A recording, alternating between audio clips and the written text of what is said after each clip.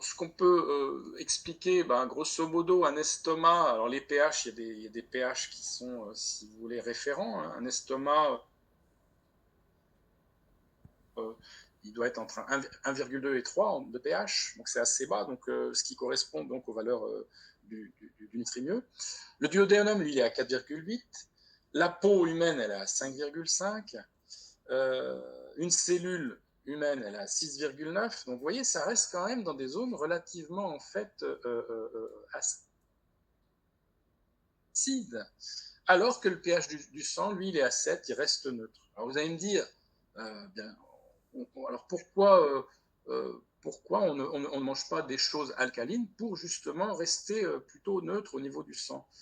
Et bien, en fait, le métabolisme fonctionne autrement, c'est-à-dire qu'il y a une carbo-oxydation qui va se faire, qui fait que si on prend des nutriments, en fait, des aliments tendanciellement plutôt acides, on va avoir un rétablissement en fait, du pH à 7, 7,1.